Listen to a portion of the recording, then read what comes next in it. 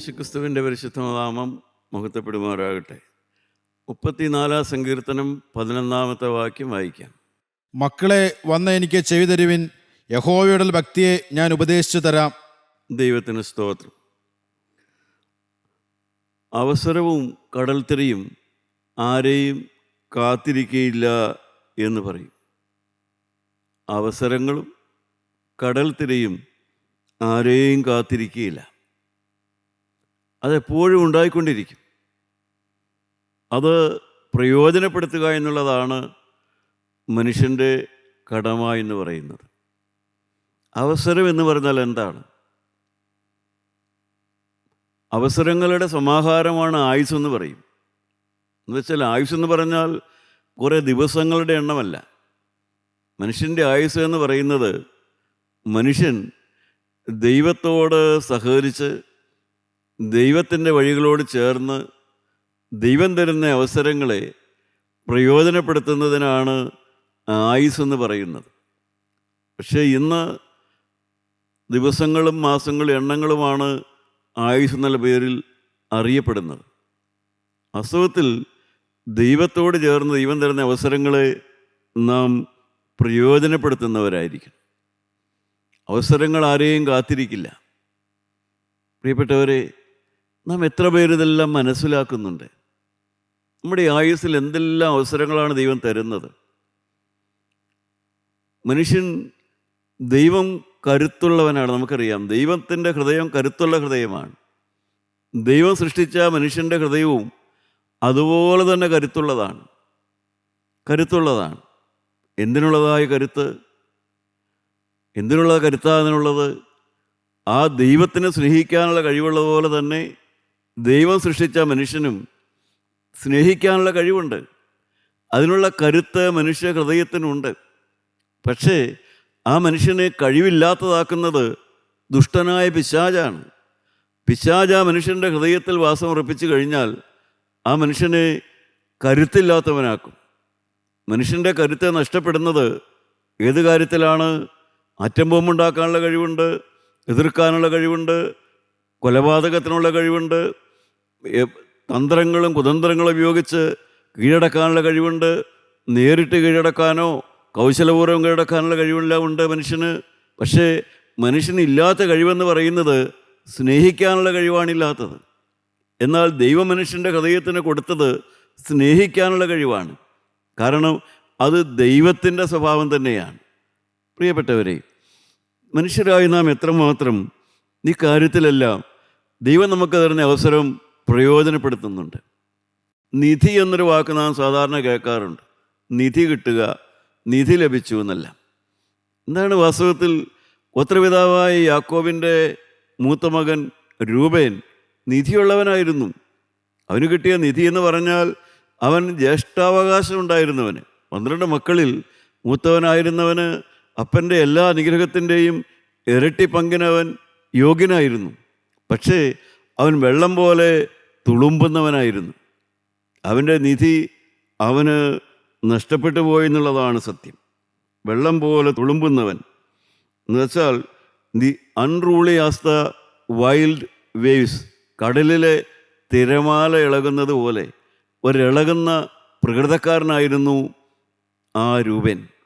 തൽഫലമായിട്ട് എന്താ ഉണ്ടായത്? അവനൊരു സമർപ്പണമുള്ള ഹൃദയമുണ്ടായിരുന്നില്ല.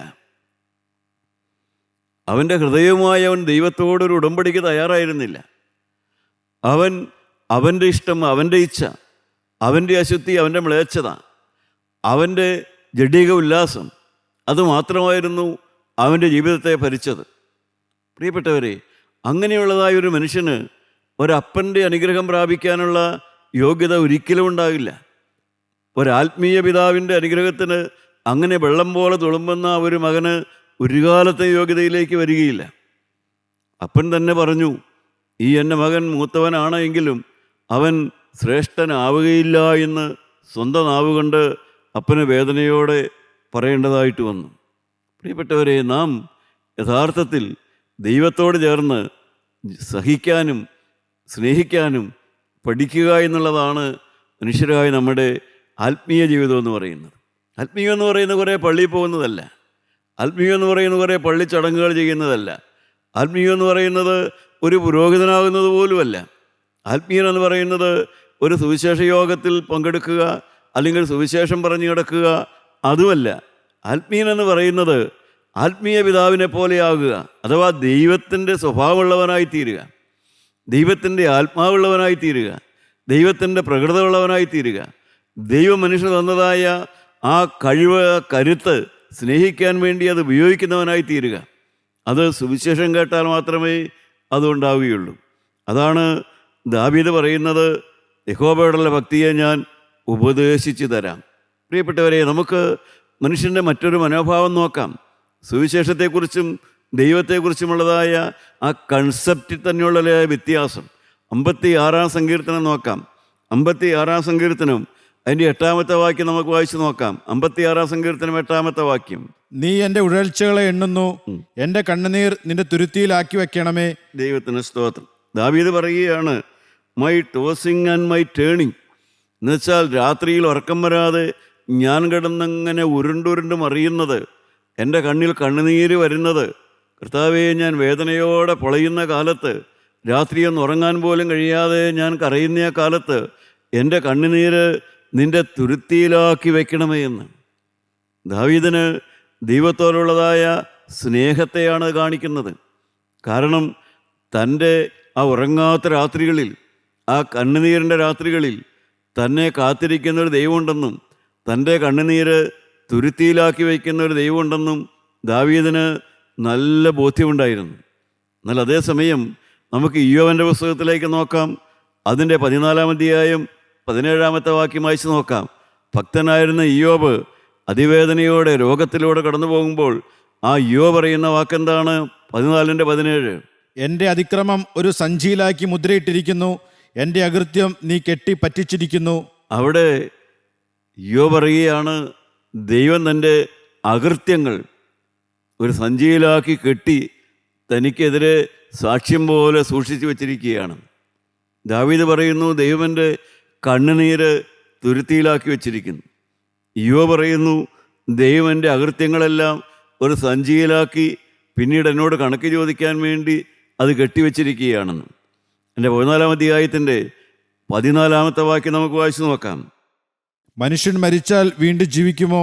എന്നാൽ എനിക്ക് മാറ്റം വരുവോളം എൻ്റെ യുദ്ധകാലമൊക്കെയും കാത്തിരിക്കാമായിരുന്നു. ദൈവത്തിന് സ്തോത്രം. ഇയ്യോബിൻ്റെ ഹൃദയവേദനയാണ്. കാരണം മക്കൾ 10 പേരും മരിച്ചു, ആരോഗ്യം പോയി, കുടുംബം പോയി, സമ്പത്തും പോയി, എല്ലാം പോയപ്പോൾ ഒരു സാധാരണ മനുഷ്യനെ പോലെ ഭക്തനായ ഇയ്യോബ് വേദനയോടെ പറയുകയാണ്, മരണം കഴിഞ്ഞ് ഒരു ജീവിതമുണ്ടെന്ന് ഒരു ഉറപ്പുണ്ടായിരുന്നുവെങ്കിൽ മരണത്തെക്കുറിച്ച് തന്നെ എനിക്ക് മധുരമായിട്ടൊന്ന് ചിന്തിക്കാമായിരുന്നു. ഇപ്പോൾ മരണം ഒരു കയ്പാണ്. കാരണം മരണത്തിന് ശേഷം ഒരു ജീവനുണ്ടെന്ന് എനിക്ക് ആ ഉറപ്പ് കിട്ടുന്നില്ല. മരിച്ചു കഴിഞ്ഞിട്ട് ജീവനുണ്ടെന്ന് എനിക്ക് ഉറപ്പില്ലാത്തത് കൊണ്ട് മരണം ഒരു കയ്പേറിയ അനുഭവമായിട്ട് പോകുന്നു. മരണശേഷം ജീവനുണ്ടെന്നൊരു ഉറപ്പ് കിട്ടിയെങ്കിൽ മരണത്തെ ഞാൻ സന്തോഷത്തോടെ കാണുമായിരുന്നു. അടുത്ത വാക്യം, 15-ാമത്തെ വാക്യം. നീ വിളിക്കും, ഞാൻ നിന്നോട് ഉത്തരം പറയും, നിന്റെ കൈവേലയോട് നിനക്ക് താല്പര്യമുണ്ടാകും. ഇപ്പോഴോ നീ എൻ്റെ കാലടികളെ എണ്ണുന്നു, എൻ്റെ പാപത്തിന് മേൽ നീ ദൃഷ്ടി വയ്ക്കുന്നില്ലയോ. ദൈവത്തിന് സ്തോത്രം. ഇയ്യോബ് നിരാശയോടെ പറയുകയാണ്, അങ്ങനെ മരണത്തിന് ശേഷം ഒരു ജീവനുണ്ടെന്നും ഒരു സ്നേഹമുള്ള ദൈവമുണ്ടെന്നെല്ലാം എനിക്ക് ഉറപ്പുണ്ടായിരുന്നെങ്കിൽ ഞാൻ കൃത്യമായി ഉത്തരം പറയുമായിരുന്നു. മാത്രമല്ല, എൻ്റെ സ്റ്റെപ്പുകൾ എന്നുവെച്ചാൽ എനിക്ക് കാലടി വയ്ക്കാനുള്ള ദൈർഘ്യമില്ല, ജീവിതം തീരാറായി, ഇനി എനിക്ക് നടക്കാൻ വഴികളില്ല, എൻ്റെ സ്റ്റെപ്പുകൾ തീർന്നു. നിരാശയോടെ പറയുന്നതാണ് നാം വായിച്ചു നോക്കുന്നത്. പ്രത്യാശ നഷ്ടപ്പെട്ടു പോകുന്ന മനുഷ്യൻ. അതിൻ്റെ അവസാനമാണ് 17-ാമത്തെ വാക്യത്തിൽ ഇയ്യോബ് പറഞ്ഞത്, എൻ്റെ അതിക്രമങ്ങൾ ദൈവം ഒരു സഞ്ചിയിലാക്കി എവിഡൻസ് ഉണ്ടാക്കി വച്ചിരിക്കുകയാണ്. ദൈവം എനിക്കെതിരെ എന്നെ ന്യായം വിധിക്കാൻ വേണ്ടിയുള്ള എവിഡൻസുകൾ ദൈവം സൂക്ഷിച്ചിരിക്കുന്നുവെന്ന്. പ്രിയപ്പെട്ടവരെ, മനുഷ്യൻ്റെ പതറിയ ചിന്തകൾ. ഭക്തിയുണ്ടായിരുന്നു, ഭക്തനായിരുന്നു, ദോഷം വിട്ടകലുന്നവനായിരുന്നു. എങ്കിലും അതിവേദനയോടെ എല്ലാം കടന്നു പോകുമ്പോൾ മനുഷ്യഹൃദയം പാഞ്ഞു പോകുന്ന ചിന്തകൾ. ജീവനുള്ള ദൈവം എനിക്കെതിരെ എവിഡൻസ് ഉണ്ടാക്കിക്കൊണ്ടിരിക്കുന്നു, എനിക്കെതിരെ എവിഡൻസ് ഉണ്ടാക്കുന്നു, എനിക്കെതിരെ എൻ്റെ കുറ്റം പ്രൂവ് ചെയ്യാൻ എവിഡൻസ് ദൈവം കണ്ടുപിടിക്കുന്നു. മനുഷ്യരായ നാം ഇപ്രകാരം ദൈവത്തെക്കുറിച്ച് ചിന്തിച്ച് പോകാറില്ലേ പ്രിയപ്പെട്ടവരെ? ദൈവം എൻ്റെ പാപം കണ്ടുപിടിച്ച് എന്നെ ശിക്ഷിക്കുകയാണ്. ദൈവം എൻ്റെ പാപത്തിന് പകരമായിട്ട് എന്നോട് കണക്ക് ചോദിക്കുകയാണ്. അങ്ങനെകൊണ്ടാണ് എനിക്ക് രോഗം വന്നത്, അതുകൊണ്ടാണ് മരണം വരുന്നത്, അതുകൊണ്ടാണ് സാമ്പത്തിക ക്ലേശം വരുന്നത് എന്നെല്ലാം നാം ചിന്തിക്കാറില്ലേ? എന്നാൽ ദാവീദ് എൻ്റെ കണ്ണുനീര് നിൻ്റെ തുരുത്തിയിലാക്കി വയ്ക്കണമേ എന്ന് പ്രാർത്ഥിക്കുന്നു. യോബിൻ്റെ പ്രത്യാശ വെള്ളത്തിൽ കിടക്കുന്ന കല്ലിൻ്റെ തേഞ്ഞു പോകുന്നത് പോലെ യോബിൻ്റെ പ്രത്യാശ തേഞ്ഞു പോകുന്നു. എന്നെ കേൾക്കുന്ന പ്രിയപ്പെട്ടവരെ, ദൈവത്തിന് സ്തോത്രം. നമ്മുടെ ഉത്തരവാദിത്വം എന്താണ്? മനുഷ്യ മനസ്സിൻ്റെ ചാഞ്ചല്യങ്ങളാണ് നാം കാണുന്നത്. നമ്മുടെ ഉത്തരവാദിത്വം എന്താണ്? നമ്മുടെ പ്രതികൂലമായ സാഹചര്യങ്ങളെ നാം എന്തെങ്ങനെയാണ് കൈകാര്യം ചെയ്യേണ്ടത്? നാം അതിനെ നന്മയ്ക്കായി രൂപാന്തരപ്പെടുത്തിയെടുക്കണം. ദൈവം നമുക്ക് അനുകൂലമാണ്. പഴയ നിയമത്തിൽ നാം ഒരു യോസേപ്പിനെ കാണുന്നുണ്ട്. അവൻ്റെ 11 സഹോദരന്മാർ കൂടെ അവനെ പൊട്ടക്കിണറ്റിലിട്ടു. ആ സഹോദരന്മാരോട് കയ്പും നീരസവും അവന് വരാമായിരുന്നു. പക്ഷേ ദൈവം ആ സഹോദരന്മാരവനെ ത്യജിച്ചത് അവൻ്റെ നന്മയ്ക്കാക്കി തീർത്തു. പ്രിയപ്പെട്ടവരെ, ദൈവം എവിഡൻസ് ഉണ്ടാക്കി നശിപ്പിക്കുകയല്ല ചെയ്യുന്നത്. മറ്റുള്ളവർ നമ്മളെ ഉപദ്രവിക്കുന്നത് പോലും, നമുക്കെതിരായിട്ട് വരുന്നത് പോലും നന്മയ്ക്കായി ചെയ്യുകയാണ് ചെയ്യുന്നത്. ദൈവത്തിന് സ്തോത്രം. അതേ യോസേപ്പിനെ തന്നെ പൊത്തീഫർ എന്നുള്ള ആ രാജാവിൻ്റെ ഫറവോൻ്റെ മന്ത്രിയുടെ വീട്ടിൽ വേലക്കാരനായിരുന്നു. ആ പൊത്തീഫറിൻ്റെ ഭാര്യ, യജമാനൻ്റെ ഭാര്യ അവൻ്റെ മേൽ ദൃഷ്ടി വെച്ചു. അവൻ്റെ പേരിൽ അവനെ പാപത്തിന് പ്രേരിപ്പിച്ചു. അതിനവനെ കിട്ടില്ല എന്ന് കണ്ടപ്പോൾ അവനെതിരെ ആരോപണങ്ങൾ ഉന്നയിച്ചു. ആ യോസേപ്പ് എന്താണ് ചെയ്തത്? അവൻ സഹനത്തോടെ നിന്നു. തനിക്കെതിരായിട്ട് വന്നതായ ആ ആരോപണത്തെ, ആ അധപ്പതിച്ച അവസ്ഥയെ, തൻ്റെ നേരെ എല്ലാവരും ആരോപണങ്ങളുമായി വന്നപ്പോൾ സൗമ്യനായി നിന്ന ആ ചെറുപ്പക്കാരൻ, അവനെ ദൈവം ഉയർത്തി. എൻ്റെ പ്രിയപ്പെട്ടവരെ, നിങ്ങൾ ഇളകുന്ന പ്രകൃതക്കാരാണോ? നിങ്ങൾ ചെറിയ കാര്യങ്ങൾ ഇളകുന്നവരാണോ? നിസ്സാര കാര്യങ്ങൾ വരുമ്പോൾ ബഹളമുണ്ടാക്കുന്നവരാണോ? അതോ ശാന്തമായി സൗമ്യമായി ജീവിതത്തെ നിങ്ങൾ നേരിടുന്നവരാണോ? ഇതാണ് വേദപുസ്തകത്തിൽ നാം പഠിക്കേണ്ടത്. ഇതാണ് ഞാൻ ഉപദേശിച്ചതരാമെന്ന് പറഞ്ഞത്. ദൈവത്തിൻ്റെ വചനം ശ്രദ്ധയോടെ കേട്ട് പഠിക്കണം. അപ്പോഴേ നമുക്ക് മനസ്സിലാവുകയുള്ളൂ. കടൽ തിര പോലെ ഇളകുന്ന മനുഷ്യനല്ല. അവസരങ്ങൾ പ്രയോജനപ്പെടുത്തി നാം ഇളകാത്തവരായി നിന്ന് ജീവിതത്തിൽ ഉയർച്ച ഉണ്ടാക്കിയെടുക്കുകയാണ് വേണ്ടത്. അതാണ് വാസ്തവത്തിൽ മനുഷ്യരായ നമ്മളെക്കുറിച്ച് ദൈവം ആഗ്രഹിക്കുന്നത്. ദാവീദിൻ്റെ 34-ാം സങ്കീർത്തനമാണ് നാം വായിച്ചത്. 34-ാം സങ്കീർത്തനം അതിൻ്റെ 6, 7, 8 വാക്യം നമുക്കൊന്ന് വായിക്കാം. ദാവീദിൻ്റെ തന്നെ അനുഭവങ്ങളാണ്. 6, 7, 8 വാക്യം. ഈ എളിയവൻ നിലവിളിച്ചു, യഹോവ കേട്ടു, അവൻ്റെ സകല കഷ്ടങ്ങളിൽ നിന്നും അവനെ രക്ഷിച്ചു. യഹോവയുടെ ദൂതൻ അവൻ്റെ ഭക്തന്മാർ ചുറ്റും പാളയമിറങ്ങി അവരെ വിടുവിക്കുന്നു. യഹോവ നല്ലവനെന്ന് രുചിച്ചറിവിൻ, അവനെ ശരണം പ്രാപിക്കുന്ന പുരുഷൻ ഭാഗ്യവാൻ. ദൈവത്തിന് സ്തോത്രം. ദൈവമക്കളെ, നിങ്ങൾ പ്രാർത്ഥനാ യോഗങ്ങളിൽ പോകാറുണ്ടോ? നിങ്ങൾ പ്രാർത്ഥനാ യോഗങ്ങളിൽ പങ്കെടുക്കാറുണ്ടോ? നിങ്ങൾ പോകുന്ന പ്രാർത്ഥനാ യോഗത്തിൽ സാക്ഷ്യം പറയലുണ്ടോ? അവിടെ സാക്ഷ്യം പറയുന്നത് നിങ്ങൾ കേൾക്കാറുണ്ടോ?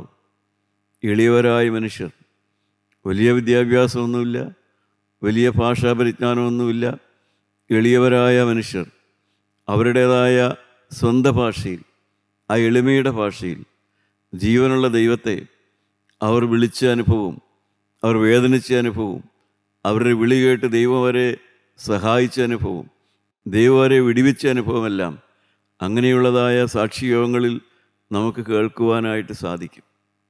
അവരുടെ മദ്യപാനം എങ്ങനെ മാറിക്കിട്ടി, അവരുടെ വാശി വൈരാഗ്യം എങ്ങനെ മാറിക്കിട്ടി, അവരുടെ മുൻകോപം എങ്ങനെ മാറിക്കിട്ടി, അവരുടെ കുടുംബകലഹം എങ്ങനെ മാറിക്കിട്ടി, അവരുടെ പ്രതികാര ചിന്ത എങ്ങനെ മാറിക്കിട്ടി, അവരുടെ രോഗം എങ്ങനെ സൗഖ്യമായി കിട്ടി, അവരുടെ പരാജയം എങ്ങനെ വിജയമായി തീർന്നു. ഇതെല്ലാം വലിയ ഭാഷാശുദ്ധിയോടെയോ തിയോളജിയുടെ പരിജ്ഞാനത്തിലോ ഒന്നുമല്ല. എളിയവരായ മനുഷ്യർ അവരുടെ സ്വന്തം ഭാഷയിൽ അവരുടെ ജീവിതാനുഭവത്തിൽ ജീവനുള്ള ദൈവത്തെ രുചിച്ചറിഞ്ഞതും ജീവനുള്ള ദൈവത്തിൻ്റെ ദൂതൻ പാളയമിറങ്ങി അവരെ വിടിവിച്ച കാര്യങ്ങളെല്ലാം വിവരിക്കുന്നത്, കേൾക്കുന്നത്, സാക്ഷിയോഗങ്ങളിലാണ്. അതാണ് വാസ്തവത്തിൽ ദൈവത്തിൻ്റെ വചനം പറയുന്നിടത്ത് സാക്ഷിയോഗങ്ങളുടെ പ്രാധാന്യം അതാണ്. അതിൽ നിങ്ങൾ പങ്കെടുക്കുമ്പോൾ മാത്രമേ ഈ പറഞ്ഞ അനുഭവങ്ങളെല്ലാം നമുക്ക് മനസ്സിലാവുകയുള്ളൂ. എന്തൊക്കെയാണ് ദാവീദ് പറയുന്നത്? ഈ എളിയവൻ നിലവിളിച്ചു, യഹോവ കേട്ടു, അവന്റെ സകല കഷ്ടങ്ങളിൽ നിന്നും അവനെ രക്ഷിച്ചു. ദൈവത്തിന് സ്തോത്രം. അടുത്തതെന്താണ്? യഹോവയുടെ ദൂതൻ അവന്റെ ഭക്തന്മാർ ചുറ്റും പാളയമിറങ്ങി അവരെ വിടുവിക്കുന്നു. യഹോവയുടെ ദൂതൻ, ദൈവത്തിൻ്റെ ദൂതൻ തൻ്റെ ഭക്തന്മാരുടെ ചുറ്റും പാളയമിറങ്ങി അവരെ വിടുവിക്കുന്നു. സങ്കീർത്തനക്കാരൻ ദാവീദിൻ്റെ ഒരു പ്രത്യേക ഭാഷയാണിത് തന്നെ. ദൈവത്തിൻ്റെ ദൂതൻ ദൈവമക്കൾക്ക് ചുറ്റും പാളയമിറങ്ങി അവരെ വിടുവിക്കുന്നു, അവരെ രക്ഷിക്കുന്നു, അവരെ സഹായിക്കുന്നു എന്നുള്ളത്. 35-ാം സങ്കീർത്തനത്തിലേക്ക് നാം വരുമ്പോൾ 35-ാം സങ്കീർത്തനം 6-7 വാക്യം നമുക്കൊന്ന് വായിച്ച് കേൾക്കാം. അവരുടെ വഴി ഇരുട്ടും വഴുവഴുപ്പുമാകട്ടെ, യഹോവയുടെ ദൂതൻ അവരെ പിന്തുടരട്ടെ. അവർ കാറ്റിനു മുമ്പിലെ പതിറുപോലെയാകട്ടെ, യഹോവയുടെ ദൂതൻ അവരെ ഓടിക്കട്ടെ. സങ്കീർത്തനക്കാരൻ പറയുകയാണ്, സമർപ്പണമില്ലാത്തവർ, സഭയിൽ ഇറങ്ങി നടക്കും, തീരുമാനമില്ലാത്തവർ, രക്ഷിക്കപ്പെടാത്തവർ, കർത്താവിനോട് വാക്ക് പറയാത്തവർ, അങ്ങനെയുള്ള എല്ലാവരും ജീവനുള്ള ദൈവത്തിൻ്റെ സഭയെന്നറിയപ്പെടുന്ന സഭയിൽ ഈ പറഞ്ഞവരെല്ലാവരും ഉണ്ടാകും. സമർപ്പണമില്ലാത്തവരുണ്ട്, തീരുമാനമില്ലാത്തവരുണ്ട്, പാപത്തെ വെറുക്കാത്തവരുണ്ട്, പാപത്തോട് നോ പറയാത്തവരുമുണ്ട്. പക്ഷേ സങ്കീർത്തനക്കാരൻ പറയുകയാണ്, അവിടെ കാറ്റിന് മുമ്പിലെ പതിറുപോലെ അവരെ യഹോവയുടെ ദൂതൻ ഓടിച്ചു കളയും, കാറ്റിന് മുമ്പിൽ പതിറ് മാറുന്നത് പോലെ. പ്രിയപ്പെട്ടവരെ, പാപി തന്നെത്താനെ ദൈവസഭയെന്ന് മാറും. പാപത്തോട് പ്രിയമുള്ളവൻ, പാപവഴികളോട് പ്രിയമുള്ളവൻ വിശുദ്ധന്മാരുടെ സംഘത്തിൽ നിന്ന് അവൻ തനിയെ മാറും. യഹോവയുടെ ദൂതൻ അവനെ പിന്തുടരട്ടെ എന്ന് പറയും. 6-ാമത്തെ വാക്യം എന്താണ്? അവരുടെ വഴി ഇരുട്ടും വഴുവഴുപ്പുമാകട്ടെ, യഹോവയുടെ ദൂതൻ അവരെ പിന്തുടരട്ടെ. ദൈവത്തിന് സ്തോത്രം. യഹോവയുടെ ദൂതൻ ദൈവമക്കളെ നശിപ്പിക്കാൻ വരുന്നവരെ യഹോവയുടെ ദൂതൻ അവരെ പിന്തുടരുന്നു. ദൈവത്തിലെ നീ രക്ഷയിക്കപ്പെട്ടവനാണെങ്കിൽ, നീ കർത്താവിൻ്റെ പൈതലാണെങ്കിൽ, നിൻ്റെ പുറകെ ദൈവത്തിൻ്റെ ദൂതനുണ്ട്. നിൻ്റെ പുറകെ ദൈവത്തിൻ്റെ ദൂതനുണ്ട്. നിനക്ക് കാവൽ ചെയ്യാൻ ദൈവത്തിൻ്റെ ദൂതനുണ്ട്. പുതിയ നിയമത്തിലേക്ക് നാം വരുമ്പോൾ മത്തായിയുടെ സുവിശേഷം 18-ാം അധ്യായം 11-ാമത്തെ വാക്യം വായിച്ച് നോക്കാം. 18-ാം അധ്യായത്തിൻ്റെ 11-ാമത്തെ വാക്യം. അവിടെ തന്നെ നമുക്ക് ഇത് തന്നെ കാണാം. മത്തായിയുടെ സുവിശേഷം 18:11. സ്വർഗത്തിൽ അവരുടെ ദൂതന്മാർ സ്വർഗസ്ഥനായ പിതാവിന്റെ മുഖം എപ്പോഴും കാണുന്നുവെന്ന് ഞാൻ നിങ്ങളോട് പറയുന്നു. ദൈവത്തിന് സ്തോത്രം. എളിയവര്, അതിന് മുമ്പുള്ള വാക്യം എന്താ? ഈ ചെറിയവരിൽ ഒരുത്തിനെ തുച്ഛീകരിപ്പാതിരിപ്പാൻ സൂക്ഷിച്ചുകൊള്ളുവിൻ. ആരെയും തുച്ഛീകരിക്കരുത് പ്രിയപ്പെട്ടവരെ. എളിയവനെ ആദരിക്കുന്നവനാണ് ഭാഗ്യവാൻ. അങ്ങനെയുള്ളവനാണ് യഹോവ കഷ്ടദിവസത്തിൽ അവനെ സഹായിക്കും. നമ്മുടെ കൂട്ടത്തിൽ എളിയവരുണ്ടാകും.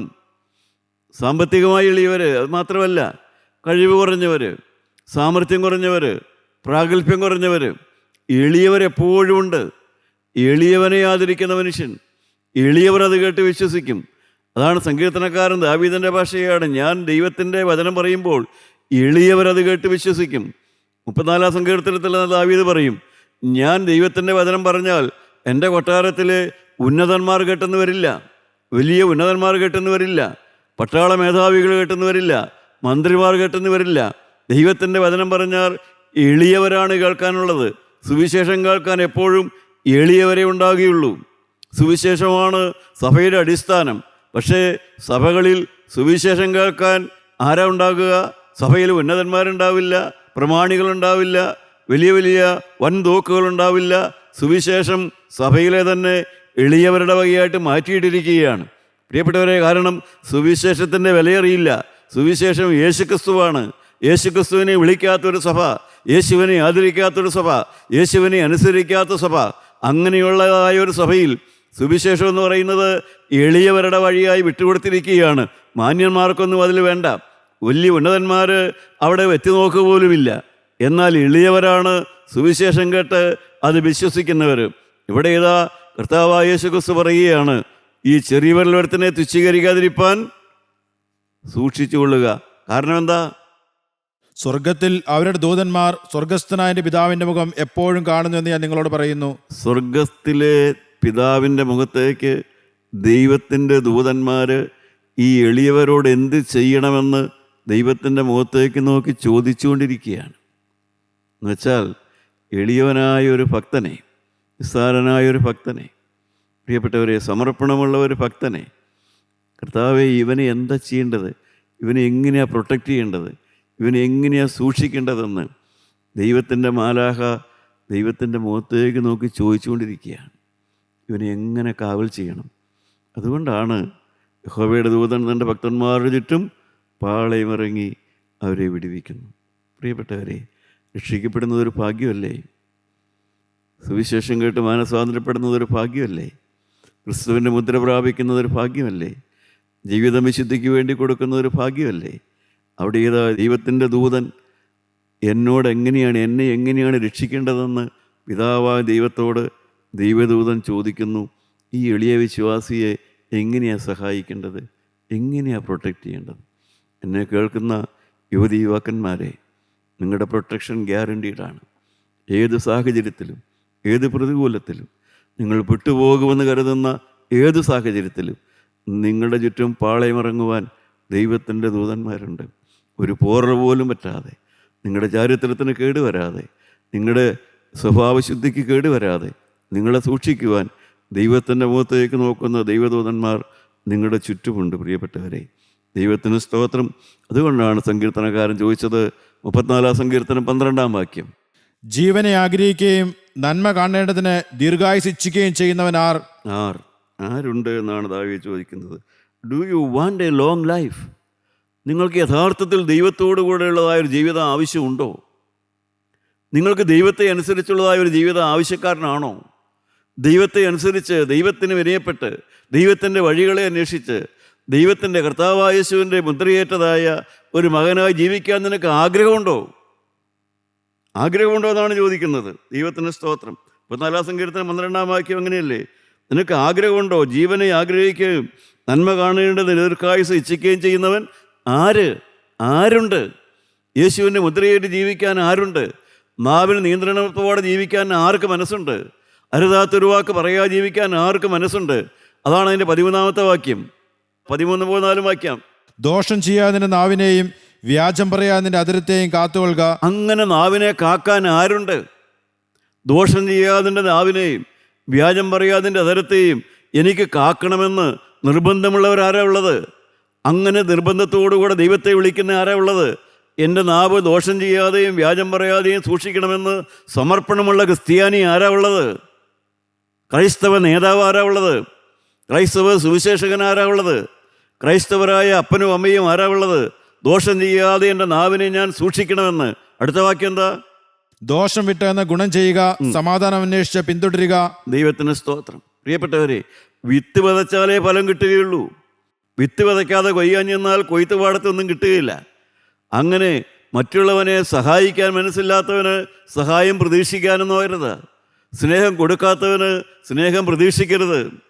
എന്താണ് അവിടെ ദാവീദ് പറയുന്നത്? ദോഷം വിട്ടകന്ന് ഗുണം ചെയ്യണം. മറ്റുള്ളവർക്ക് ഗുണം ചെയ്താലേ അവരിൽ നിന്ന് ഗുണം ഇങ്ങോട്ട് കിട്ടുകയുള്ളൂ. അങ്ങോട്ട് സ്നേഹം കൊടുത്താലേ ഇങ്ങോട്ട് സ്നേഹം കിട്ടുകയുള്ളൂ. സഹായിക്കേണ്ടവരെ സഹായിച്ചാലേ ഇങ്ങോട്ട് സഹായം കിട്ടുകയുള്ളൂ. അടുത്തെന്താണ്? സമാധാനം അന്വേഷിച്ച് പിന്തുടരുക. ആരുണ്ട് എന്നാണ് ചോദിക്കുന്നത്. ജീവനെ ആഗ്രഹിക്കുന്നവരാരുണ്ട്? സമാധാനം ഉണ്ടാക്കണമെന്ന് ആഗ്രഹമുള്ള ആരുണ്ട്? സമാധാനം വേണമെന്നുള്ളവരാരുണ്ട്? സമാധാനം വേണമെന്ന് ആഗ്രഹമുള്ളവൻ ചെറിയ കാര്യത്തിൽ പോലും ഇളകാത്തവനായിരിക്കണം. ദൈവമക്കളെ, ഞാനെല്ലാം ലജ്ജയോടെ ചില രാത്രികൾ കിടന്നുറങ്ങുമ്പോൾ ചിന്തിച്ചു പോകാറുണ്ട്. സമാധാനത്തോടെ ഉറങ്ങണമെന്നാണ് എനിക്ക് ആഗ്രഹം. പക്ഷേ ചെറിയ കാര്യങ്ങളിൽ ഇളകിപ്പോയ ദിവസങ്ങൾ, ചെറിയ ചെറിയ കുഞ്ഞു കുഞ്ഞു കാര്യങ്ങളിൽ, ഭവനത്തിലുണ്ടാകുന്ന അല്ലെങ്കിൽ ഭാര്യയുടെ ഭാഗത്തുനിന്നുണ്ടാകുന്ന ചെറിയ കാര്യങ്ങളിൽ ഇളകിപ്പോകുന്ന പ്രകൃതം, വല്ലാതെ ഇളകിപ്പോകുന്ന പ്രകൃതം. അങ്ങനെ ഇളകുന്ന ഒരു വ്യക്തിക്ക് ഒരിക്കലും സമാധാനം ഉണ്ടാക്കാൻ സാധിക്കില്ല. എന്നെ കേൾക്കുന്ന എൻ്റെ പ്രിയപ്പെട്ടവരെ, നമ്മുടെ ഹൃദയത്തെ നമുക്ക് ക്രിസ്തുവിലേക്ക് ഉയർത്താം. തകർന്ന് തരിപ്പണമായ ആഗ്രഹങ്ങളും ചിന്നിച്ചിതറിയ പദ്ധതികളുമായി മനുഷ്യരായ നാം ഭൂമിയിൽ വലയുന്ന കാലമാണ്. എന്നാൽ നമ്മുടെ ആഗ്രഹങ്ങളെ സാധിപ്പിച്ചു തരാൻ നമുക്ക് വേണ്ടി കാൽവരിയിൽ ജീവൻ തന്ന ഒരു നസറായനായ യേശുവുണ്ട്. അവൻ്റെ മുമ്പിൽ നമ്മുടെ ഹൃദയത്തെ നമുക്ക് സമർപ്പിക്കാം. കർത്താവേ, ചിന്നിച്ചിതറിയ കുറേ പദ്ധതികളും തകർന്നുപോയ കുറേ സ്വപ്നങ്ങളുമാണ് ഇന്നെൻ്റെ ജീവിതമെന്ന് പറയുന്നത്. ഞാൻ ജീവനെ ആഗ്രഹിച്ചില്ല, എൻ്റെ നാവിനെ നിയന്ത്രിച്ചില്ല, ഞാൻ സമാധാനത്തിന് വേണ്ടി കാത്തിരുന്നില്ല, ഞാൻ ഇളകുന്ന പ്രകൃതക്കാരനായിരുന്നു. ദൈവം എനിക്ക് എവിഡൻസ് ഉണ്ടാക്കി എന്നെ ദൈവം ശിക്ഷിക്കാൻ വേണ്ടി കാത്തിരിക്കുന്നുവെന്ന് ഞാൻ നിരൂപിച്ചു പോയിട്ടുണ്ട്. ദാവീദോ എൻ്റെ കണ്ണുനീര് തുരുത്തിയിലാക്കി വയ്ക്കുന്നുവെന്ന് ദാവീദ് തന്നെ സ്നേഹത്തോടെ കണ്ടു. കർത്താവേ, എനിക്കൊരു വ്യത്യാസം തരണമേ. ഇന്നു മുതൽ ഞാൻ യേശുവിനെ സ്നേഹിക്കും. യേശുവേ, ഞാൻ നിന്നെ സ്നേഹിക്കുന്നു. യേശുവേ, ഞാൻ നിന്നെ സ്നേഹിക്കുന്നു. I love you Jesus. യേശുവേ, ഞാൻ നിന്നെ സ്നേഹിക്കുന്നു. കർത്താവേ, ഈ നല്ല സമർപ്പണത്തോടുകൂടെ ശേഷിക്കുന്ന കാലം ജീവിക്കാൻ കൃപ തരണമേ, കരുത്ത് തരണമേ, സമാധാനം തരണമേ, കുടുംബത്തെ പാലിക്കണമേ, കുഞ്ഞുങ്ങളെ സൂക്ഷിക്കണമേ, നിങ്ങളുടെ രോഗങ്ങളെ സൗഖ്യമാക്കണമേ, നിങ്ങളുടെ അന്ധകാരത്തെ പ്രകാശമാക്കണമേ, നിങ്ങളുടെ ദാരിദ്ര്യത്തിൻ്റെ മേൽ പൊറുതി തരണമേ. യേശു മൂലം പ്രാർത്ഥിക്കുന്നു. കൃപയോടെ കേട്ട് ഉത്തരം തരുമാറാകണമേ. ആമേൻ.